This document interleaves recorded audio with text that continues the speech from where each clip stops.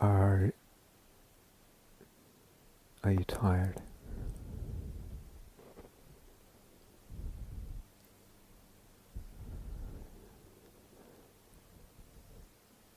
Yes.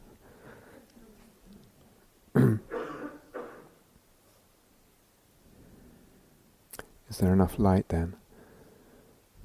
No. When you're tired, it's important to do something about it. Okay, it's really, really important. It's not something to just kind of put up with. So there's a whole interesting thing about why we feel energized sometimes, why we feel tired. Has to do with the emotions, has to do with inspiration, has to do with eros, has to do with closing down, opening up, all that stuff. So it's actually a really interesting investigation. But it's good to know how to galvanize the system, how to catalyze things, how to inject energy, how to find energy sometimes. It can change like that. Flip of, and if you don't know this, it's something we need to discover. Why does it suddenly change? It has oftentimes much more to do with the heart than we realize, or the mind in terms of certain ideas or reactivities, etc.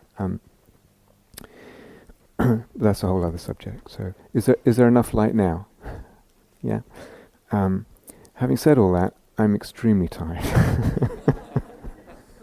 And I really didn't know whether I could, I still don't know whether I can do this right now. So we'll see how it goes. I apologize if I'm not firing on all cylinders and not so coherent or whatever.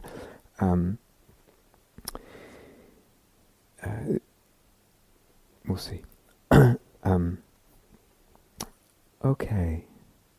So we invited some questions on dukkha and soul-making, and then it occurred to me that perhaps wasn't the wisest thing to do, because from at least the way I feel about it currently is that it's that particular nexus, that particular interaction of dukkha and soul-making is extremely complex. As if the whole thing wasn't complex already, this dukkha and soul-making is really complex. And as Catherine said, there's already quite a bit out on the web. I think I gave a talk at some point, I think it was 13 or 14 hours long, on the subject of dukkha and soul-making. So there's a lot, and we could say more, but it's complex. And I think more importantly, if I just speak for myself, if I'm working in an interview with someone and there's dukkha there, and we're addressing that, I don't feel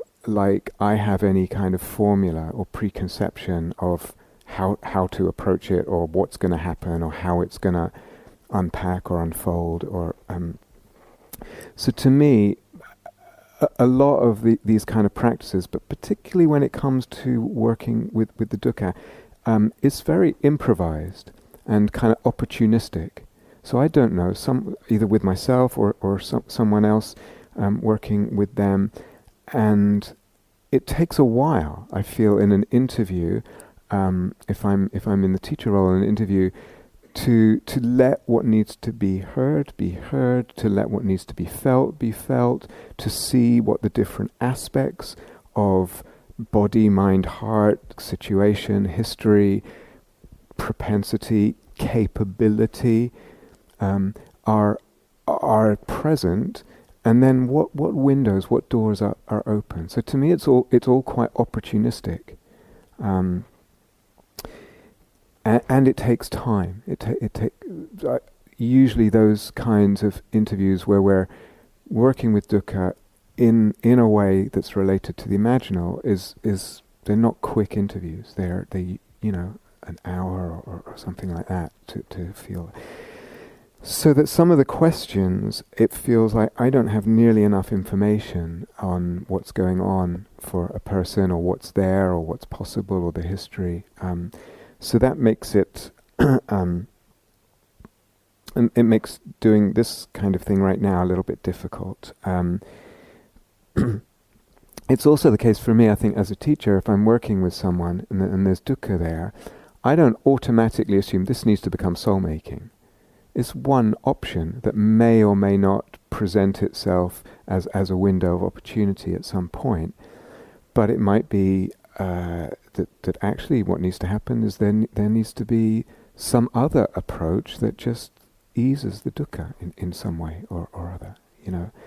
So it's not always where there's dukkha, where, you know, okay, let's make this soul-making. There may well be other needs. A little while ago, I was talking with someone, and there was really a lot of dukkha for them, and asking them a little bit about what was happening, and there was clearly, or they expressed that there was some rage, some anger at a certain situation. They were not allowing themselves to feel that anger.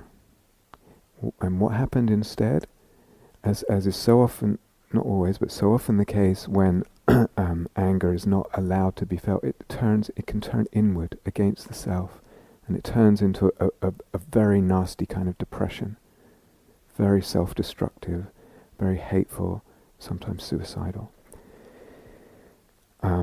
What's the need there?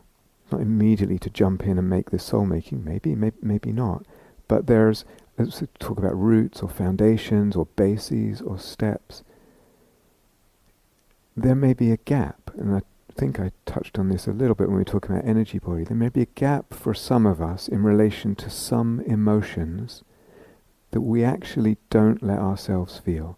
We do not have the permission to feel that emotion. Whatever. In this case, it was anger. In someone else's case, it might be whatever. And sometimes it's even a positive, sometimes even joy. It's not okay.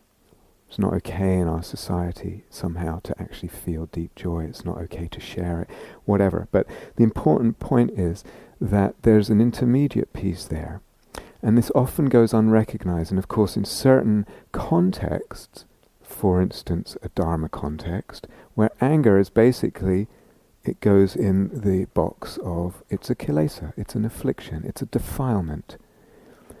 And so, sometimes people talk about the Buddhist shadow or whatever, is a person who actually doesn't really feel much anger.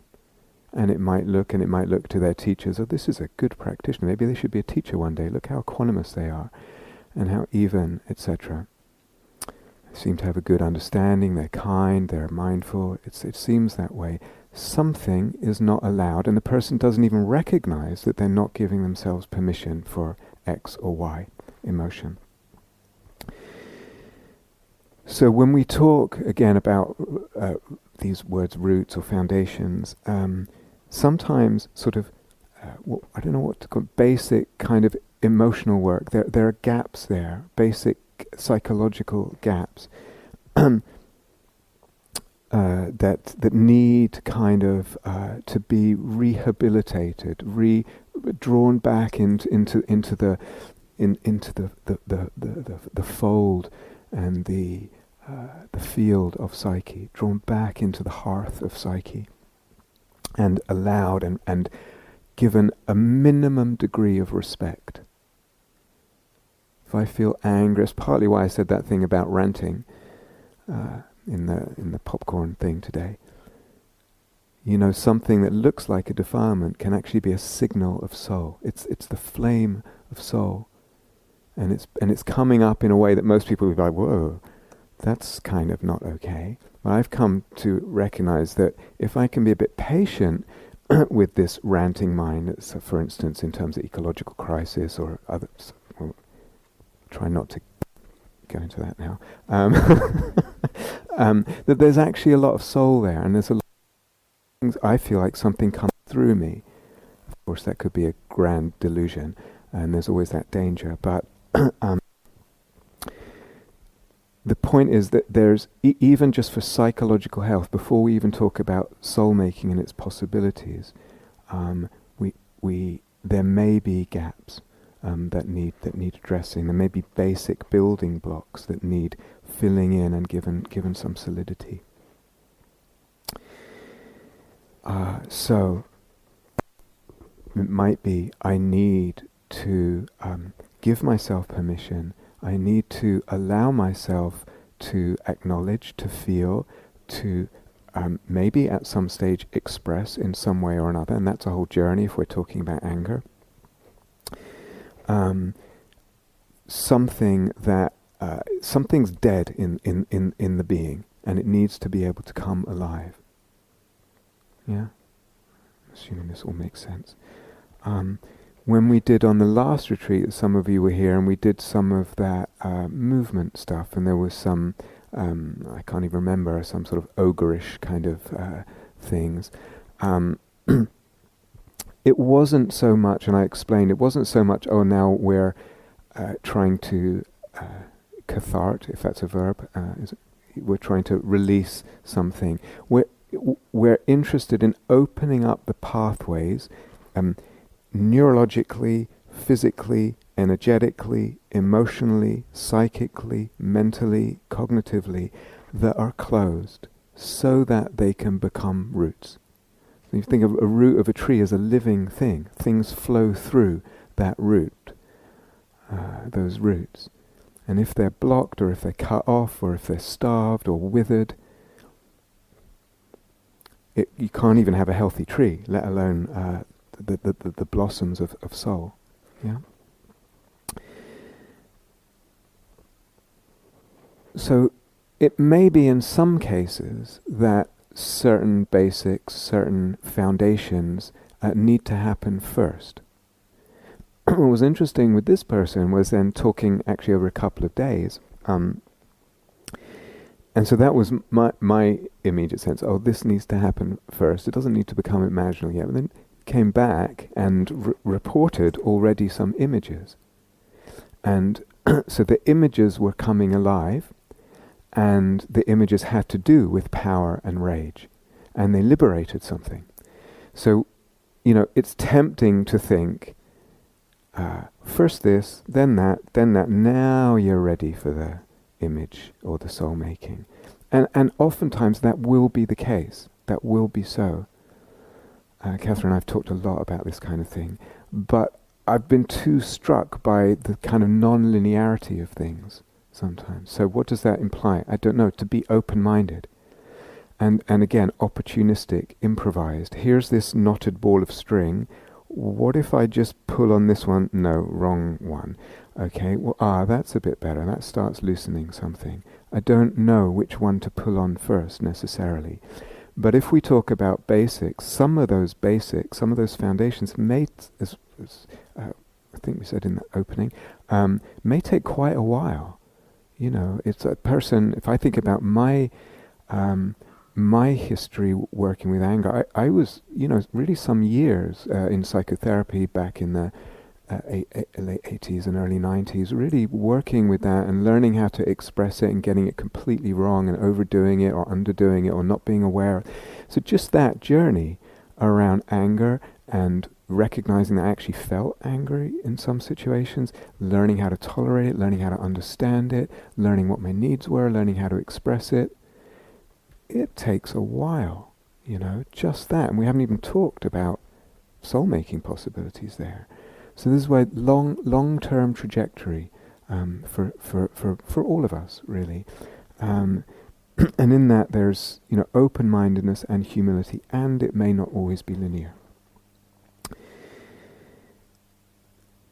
So, on the theme of non-linearity, some of you will know the teachings about the 28 elements or nodes of the lattice and all that business, and some of you may not.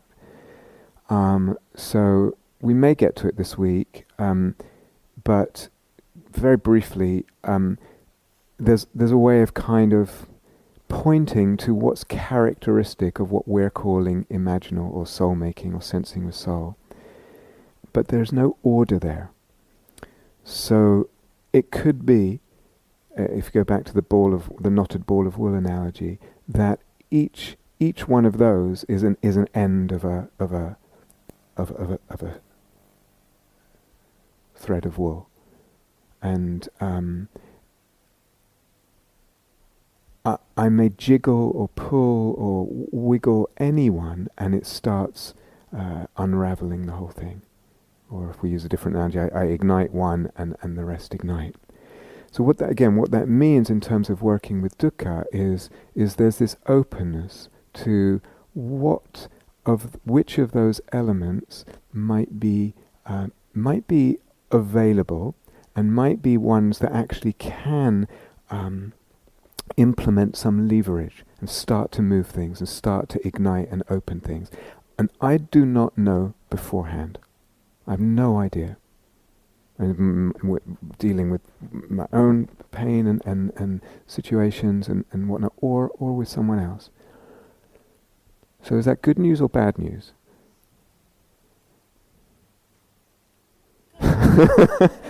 I agree. First of all, I mean, while a part of us might like simple formulas, then we know, I think these kind of practices are too rich to be just formulaic, and it's a bit like this thing that I said about you as a practitioner and your ideas. You can become a playful improviser, someone who has that confidence, someone who's just able to do that without a formula. In time, it will come. So I don't always know in advance, but I do have the trust. At this point, I have total trust that it might not be this person right now that this can be made soul-making, but I pretty much believe at this point and sense that anything can be made into soul. Soul can be made in relationship to anything, and that transforms and transfigures it. But that, in a way, there's thinking about those different elements and just kind of being with something and seeing which might suggest themselves or be possible. And it might just be the energy body, just opening the energy when coming into relationship with dukkha or whatever it is already makes a difference, something as simple as that. But it could be something, one of the ones that we don't usually think about, or something else. All kinds of things.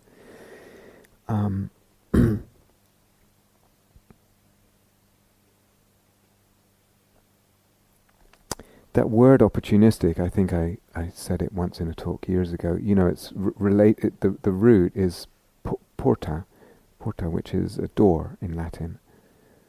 So to be opportunistic means to, be on the lookout for what doors, certainly what doors are not locked and one might just slip through, or what doors are open and just obviously beckoning us. Yeah.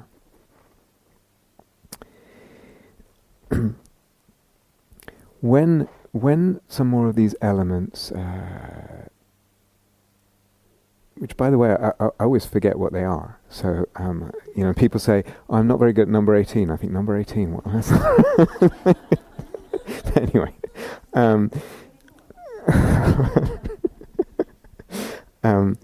when some of them start to ignite, it's as if they start to create.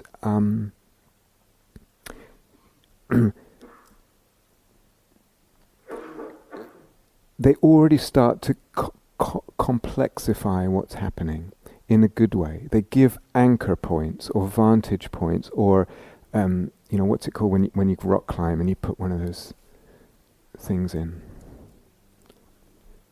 Cramps? Crap on? Are you sure? Is that really the right?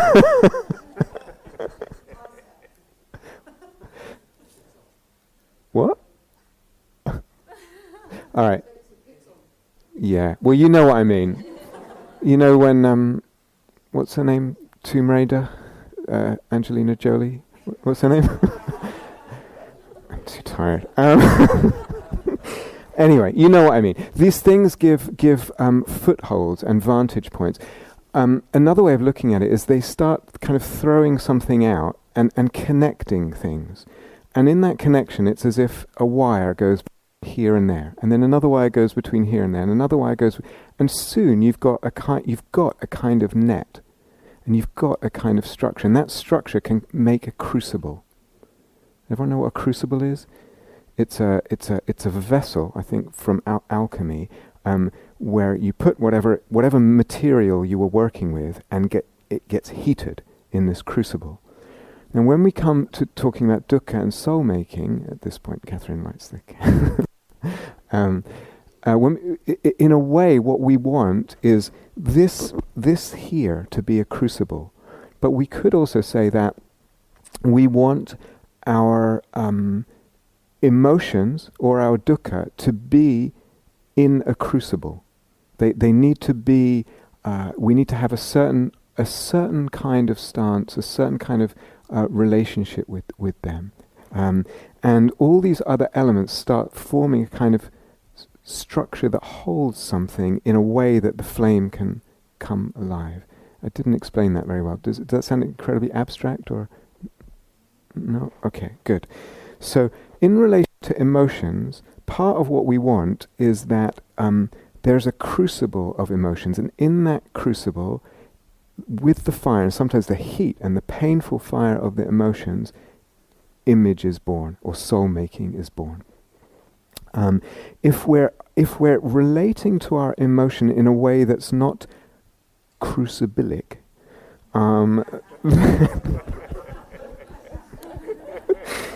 then it doesn't happen. Okay, we might either spin into some kind of meltdown of dukkha, some kind of craziness, etc.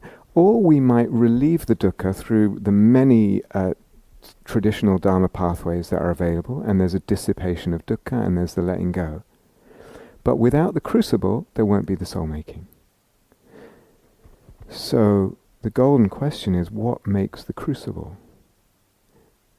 And as usual, it's not so simple and not so easy to articulate, and I still don't feel like I could just go boom, boom, boom, boom, boom. But partly these different elements of the imaginal. So, for example, humility, or for example, as Catherine mentioned this morning, the idea. So often, when there's dukkha, in the back of my mind or in the forefront of my mind, this dukkha is caused by this. It's because of this in my past, or my parents, or that person, or me being a loser, or whatever it is. It's got a cause. And explicitly or implicitly, the mind is reducing it to one cause, even if I say it's craving, because the Buddha said it was craving, right? I've reduced it to one cause, and that element of the imaginal, that node, is dead. It's not alive. It's a damp wick, and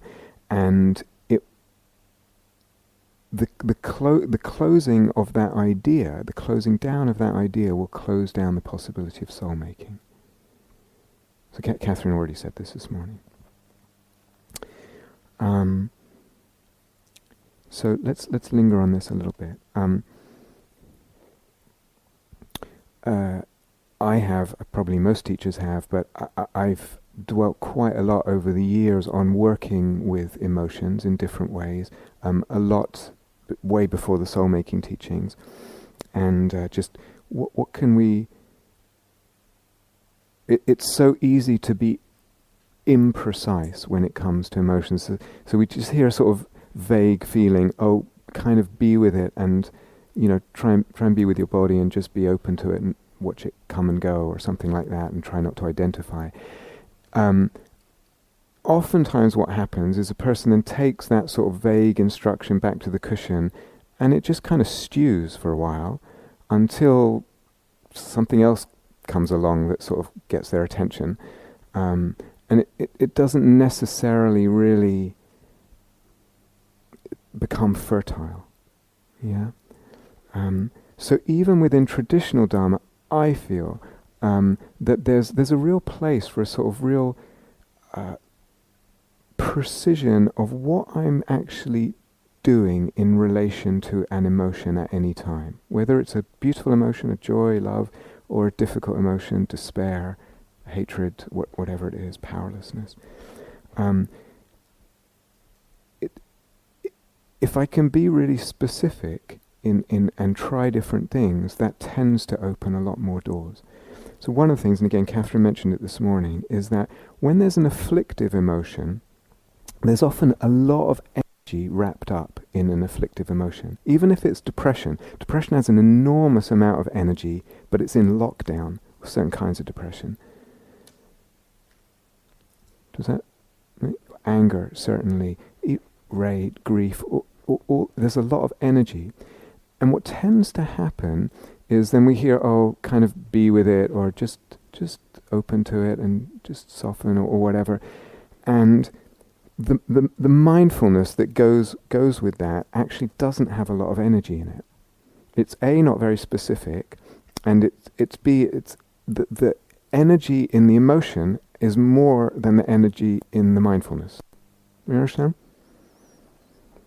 If I can find a way, and it was interesting, we started with this energy thing, doing that. Really bringing an intensity of mindfulness, an energized mindfulness to bear with this emotion, then something's shifted. And the energy doesn't overpower the mindfulness, and then things can start to move. So in typical Dharma, or rather in mainstream Dharma practice, that would be one of my suggestions, a very sort of straight, normal, straight, among many others. In a way, we want the mindfulness, the awareness to be bigger, not just spatially, that's an option, but also in terms of energy levels, if that makes sense, bigger than the emotion. Also in mainstream Dharma, what we tend towards is let go of the story. And with that, let go of the self, because self and story often go together. So you want a kind of a brightness of mindfulness and a kind of diving under or letting go of the self and the story. Just sound familiar? Yeah. Really, really skillful, really helpful. So good to have that in your toolkit as just something one can go into at any time. Yeah. And because dukkha is dependent on self-sense and identification, and in a way it's also dependent on an absence of mindfulness, or an absence of energy in mindfulness, when we bring the energy of the mindfulness up, and when we kind of let go of some self-story and sense, well, the dukkha goes down, right? It's all swings and levers, dependent rising. Do I need to say that again? Sorry, does it make sense? Yeah? Sure?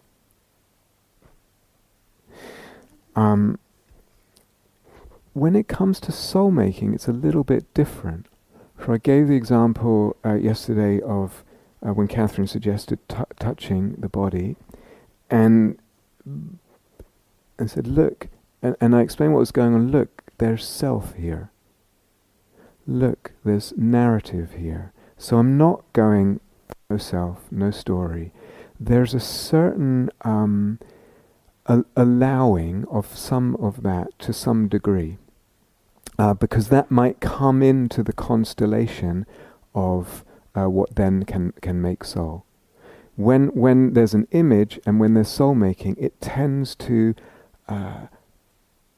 involve self-sense and some kind of narrative, and it's more complicated and more diffuse in its kind of in the elements of its constellation. Okay. So already there's a difference there, and some of us are thoroughly trained in Dharma practice, letting go of the self, just bringing the simple bare attention, mindfulness, kind of being with an emotion, almost as bare sensation. We've kind of dived underneath the emotion and missed it. It's actually happening at this level, and we've gone down here where it's kind of, it's just sensation. It's great. Maybe it just disappears. Helpful at times. So again, there's this kind of modulation of the attention, And opportunistically, what actually feels soulful and soul-making here? Yeah? But it may well involve, and again I've explained this before, when there's an image, and then the image or the thing that is to become image or in process of becoming image, might be my dukkha, might be my body, it might be something else, it might be something in the world. There's an object there, and the image is object. But as things become imaginal, the self in relationship to that thing starts to become image as well. And the world also. And my desire too. And in fact, all the elements. So all these things start to become ensouled. Now what that means practically is I don't always have to be fixated on the object at the expense of self and story and world sense, and any of these can be picked up first opportunistically. Is it sounding completely abstract? No, it's okay. All right.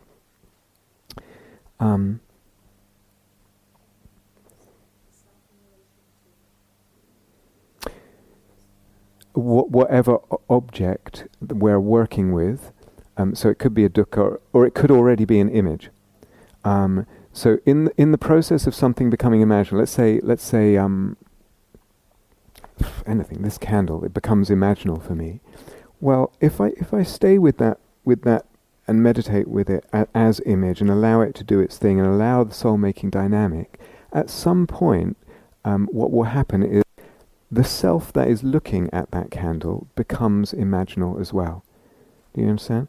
And then not only that, then it starts to spread, and the blue velvet and the room and the light and the whole world becomes, and then elements of my being start to become imaginal. I recognize eros, and it's not just my eros, it's that eros starts becoming imaginal. In other words, it has dimensions and divinity, etc. So that process of kind of spreading out and making a more complex constellation is part of what happens with soul making, part of what happens when something becomes imaginal in time.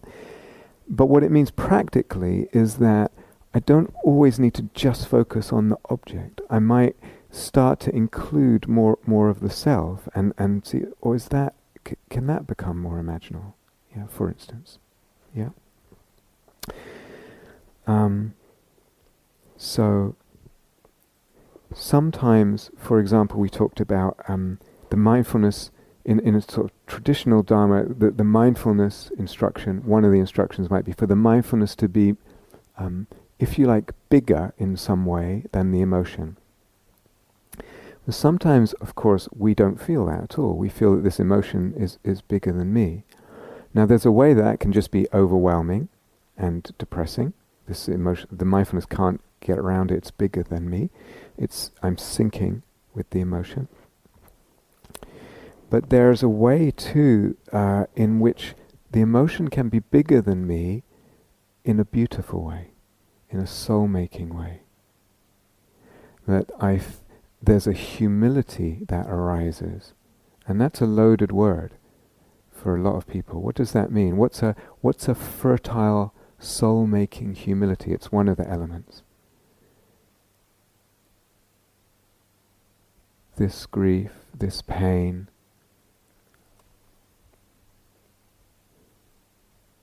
whose is it? And again, typical dharma is it's nobody's, it's anatta. Soul-making dharma might be it belongs to soul, belongs to the world soul. It's from the divine. This pain that I'm feeling is this sensitivity that I have to the pain is the divine sensitivity operating through me. So already you can see, well, that's an idea. Now it doesn't have to be a big, like, my mind is churning with all this intellectuality. It's just like a little grain of sand there, of a poetic idea. And I just sprinkled there, and it does something. It's part of the alchemical process. So in that case, the emotion is bigger than me. It's bigger than the self. I'm not even hoping to get bigger than it or handle it, but something has changed in my whole view of it and my whole relationship with it. Do you understand? So these little sprinkles of kind of alchemical tinctures or materials can make so much difference.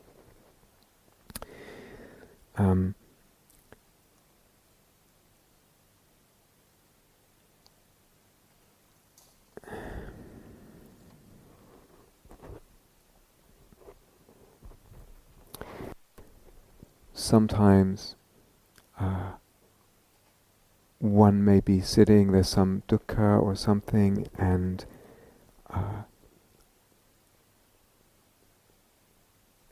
there may be accessible just a fullness of intention, which means, sure, I don't like this dukkha and I want to get rid of it, but as Catherine was saying this morning,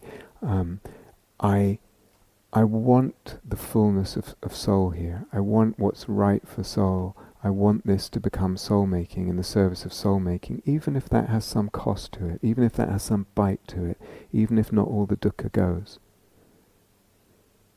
That's one of the elements as well, this fullness of intention. And maybe with that there's a kind of humility. And I might not even know in relation to what I feel this humility. It may be just some vague sense of divinity that if someone asks me, well, where exactly is it, or what is it, or certainly what's your theology, I wouldn't be able to answer. But maybe that's enough, that stance of just the fullness of intention and a humility that I don't even understand and that isn't even that precise.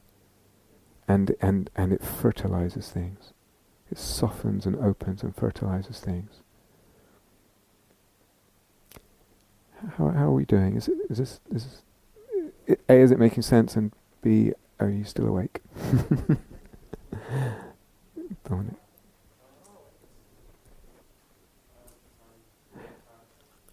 Yeah.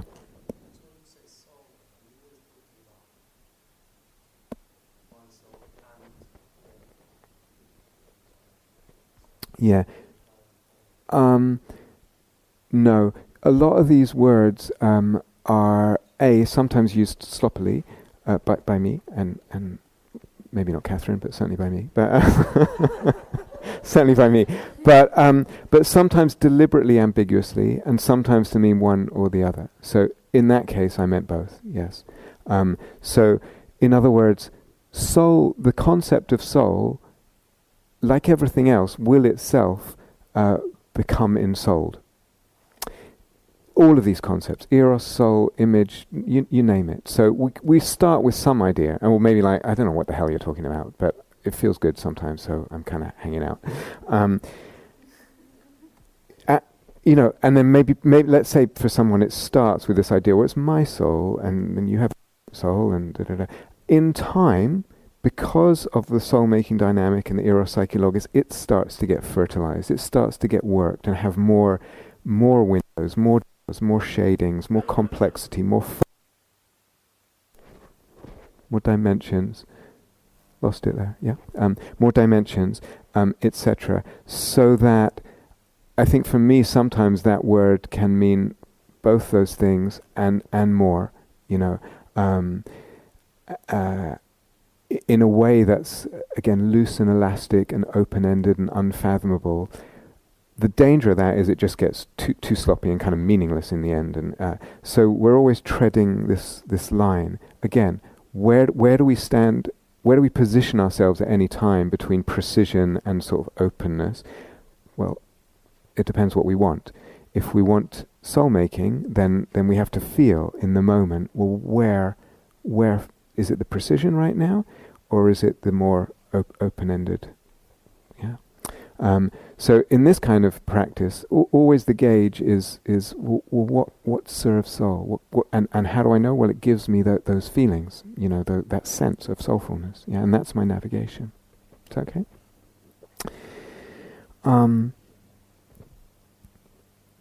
So sometimes working with dukkha, a certain amount of letting go in relation to the dukkha. A certain amount needs to happen before it can be made soul. And sometimes it's only through being made soul that certain dukkha is able to be freed up. Sometimes, recently, especially with some of these medications I'm taking, and getting very, confused and under-resourced, and etc. Sometimes just having the thought, as well, I should say, having so many conversations and researches about different possible alternative medical things that might help, etc. Of course, once you're doing that research, it's goal-oriented, which is not to die, and so it's you're in a certain relationship and a certain track with the whole situation and with the information. You understand? And that track has no, it's not okay if I die, because we're trying to do something else, which is somehow miraculously survive. Sometimes just reminding myself, it's okay if I die. It's really okay, Just that much kind of letting go if I've been sort of too much in this sort of, should it be this dose or that dose, or, whatever it is. Sometimes that okayness is just enough letting go that then the whole situation can become soul-making again. You understand? And it's not then that I go, oh, it doesn't matter, or whatever, but it's just a certain amount of letting go can liberate loosen things enough that then they can be soul-making. And some of you in this room already know nothing else has helped with certain dukkhas and intractable and long-standing dukkhas and deep pains than when they become imaginal and when they're infused with soul. Nothing else. Not any of the other practices, etc., and no amount of years of psychotherapy, etc. So again, there's this opportunism and flexibility that's needed. A little less fabrication is one of the elements as well. So when I say it's okay if I die, there's a loosening of whatever clinging had built up there, and that loosening is a little less fabrication, and then some soul can be made out of the situation.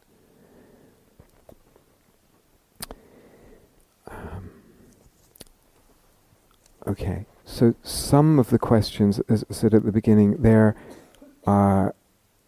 I would need way more information. I would need to be with the person for a while and kind of get a sense of what might be possible or what else is in the field. But I'll see if I can say something. Having said all that spiel for an introduction, this isn't going to be a 13-hour, by the way. But I'll see if I can say something a little bit helpful. So we'll see. Is that okay?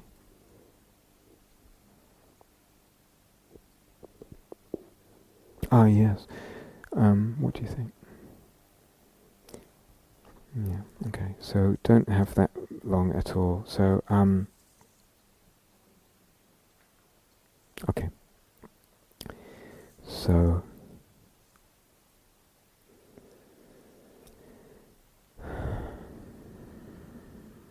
I have to choose now of these questions.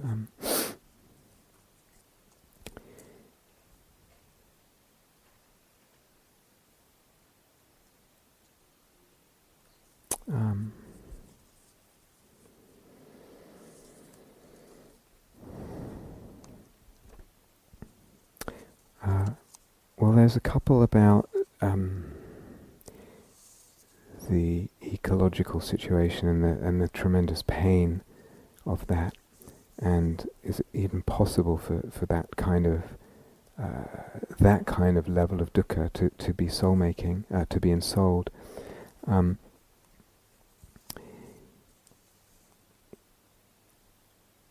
Here's where I would go tie it to what there was a reason I gave all that introduction, so I wasn't just getting lost. But so here's a situation where there's an object, and the object is massive, unprecedented species extinction, and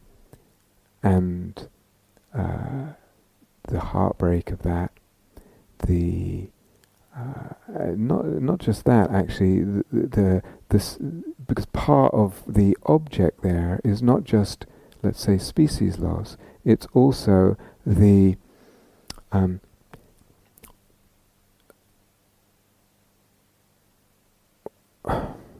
sorry if I'm clumsy, almost complete absence of a commensurate response from humanity in relationship to it.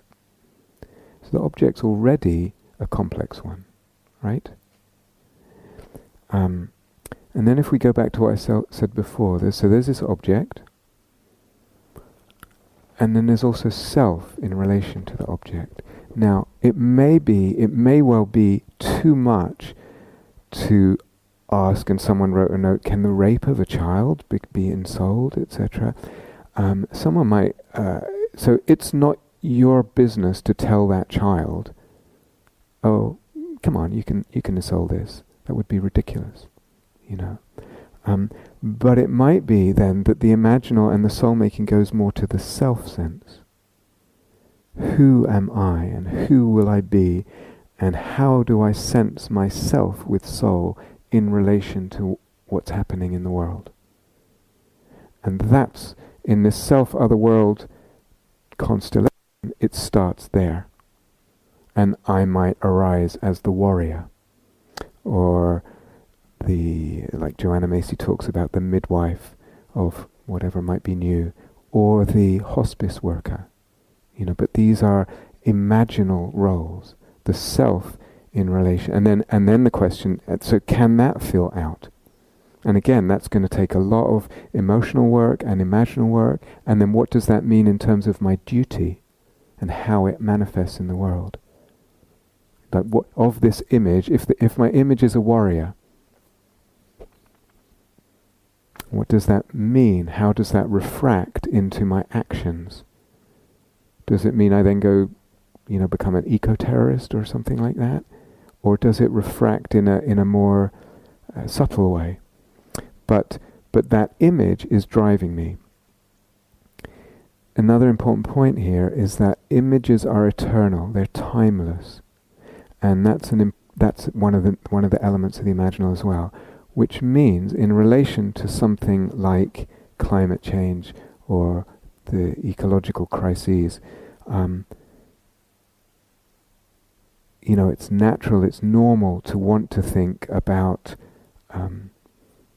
goals and time and ending. But in a way, that warrior is always fighting, is always available, impassioned, dedicated, the imaginal warrior. Do you understand?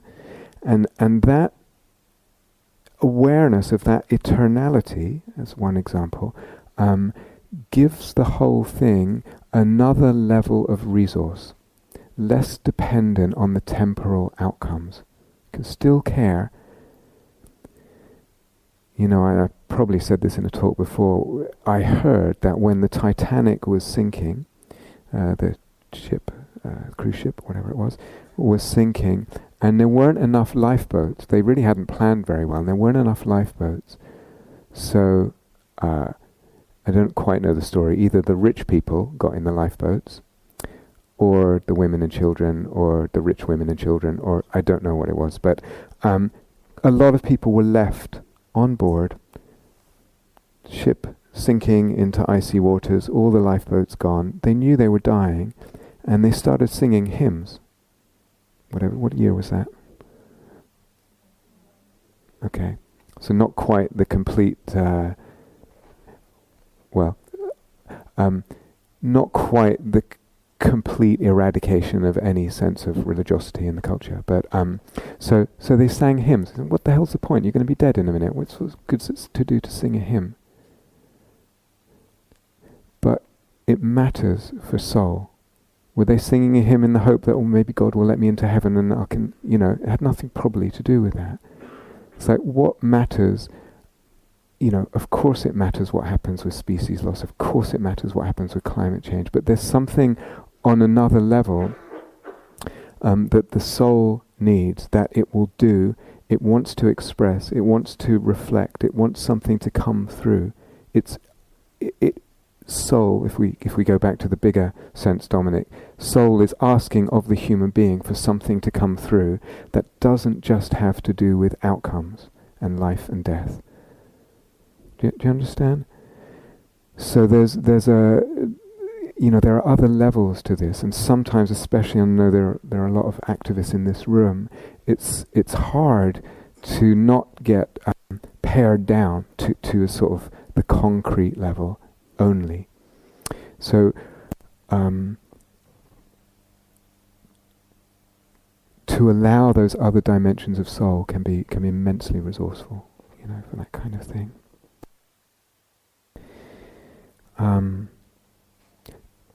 But it might be more in the sense of self that the image arises, not in the sense of object, of the thing itself.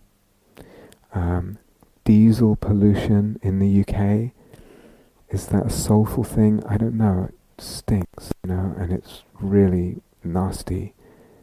But in relationship to it, I can become something. It may be easier. Also, in a way, the sense of the earth, the species as sacred, the responsibility of the human being to other species, that's already a view, that's a potentially soulful view. This is a sacred world. Can I prove that to anyone?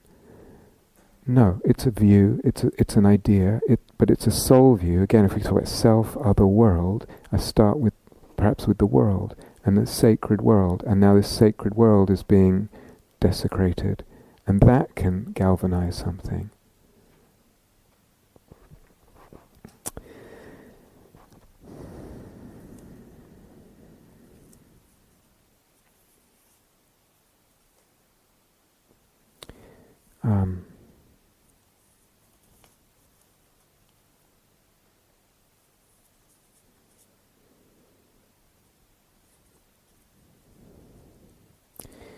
I'm not sure which questions to pick up, excuse me. Let's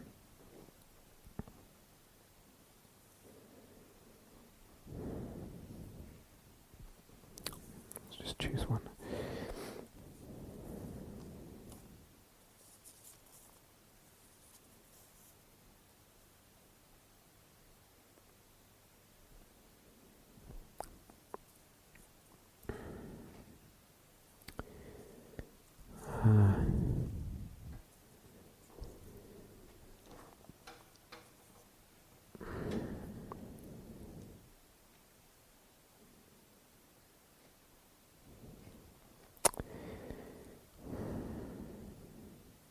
I'm going to read this one, I'm not quite sure why I'm picking it, but I've been working with a particular manifestation of dukkha today with two images which feel to be on the opposite ends of some emotional spectrum.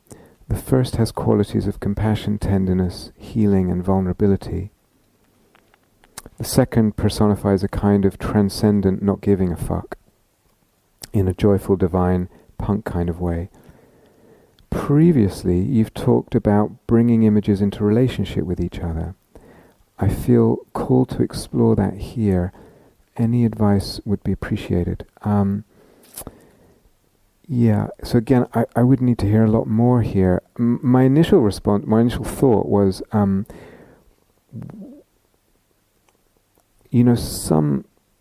some images are not really in relationship with each other. So this is an interesting thing. Jung talked very much, or seemed to stress very much in his teaching, a kind of integration of the different archetypes and the different images with the self and with each other, so that they come into balance and into dialogue and they kind of harmonize with each other. James Hillman, massively indebted and respectful of Jung, but kind of in the context of reacting to that a little bit, stressed this idea that we have a polytheistic psyche, which means we're called in multiple directions that often are not congruent with each other. They pull us in impossibly multiple directions. So I think I've shared this before. I have a monk in me, I have a teacher in me, I have a musician in me, I have someone who just wants to serve. They cannot all exist at the same time. So that there's some impossibility there in terms of the soul's calling and being pulled and stretched in different directions. And there's some grief there, there's some dukkha. So that we talk about, a lot of the questions are about how dukkha can be made into soul and sort of help that way. But there's also a certain amount of dukkha that we're assenting to by saying yes to soul making. And if we're not up for that, then we're limiting the soul making.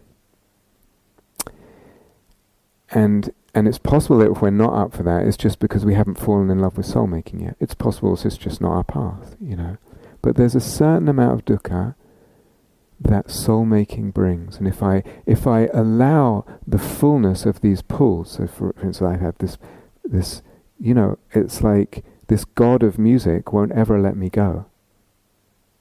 I haven't been a musician for years and years. It won't ever really let me go. And so there's grief sometimes with that. And I realize I can't do that and this. I'm pulled in two directions. And I can work with it imaginally, and it can refract into my life and my practice and my interactions in all kinds of ways. But there's a certain amount of pain for me in that impossibility. I'm being pulled by soul and by the powers of soul, which, going back to what we said before, are bigger than I am. This god of music is bigger than I am.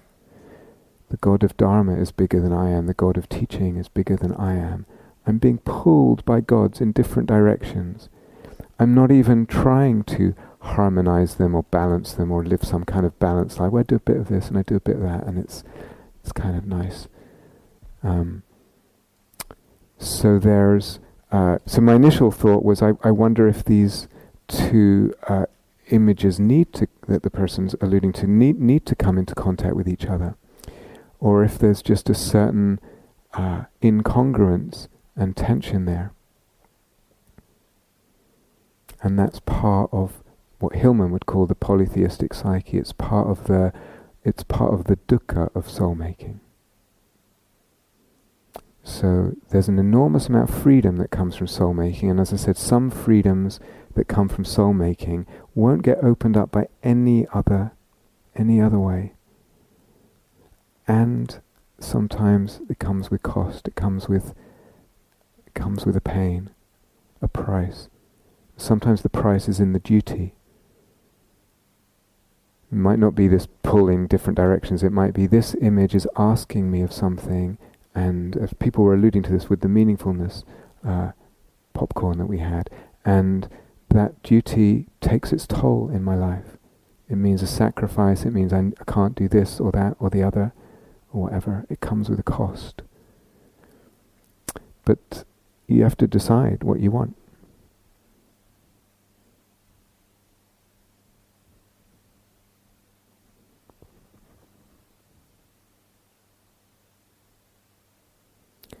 So we should probably stop there, I guess. Yeah.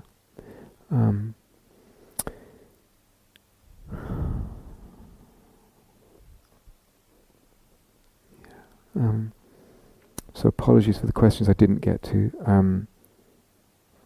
Apologies if I wasn't so clear or bright or whatever, but hopefully it's helpful. Let's sit for a moment and together, and then Catherine has an announcement. So.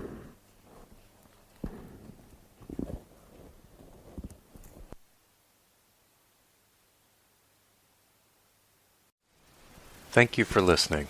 To learn how you can support the teachers and Dharma Seed, please visit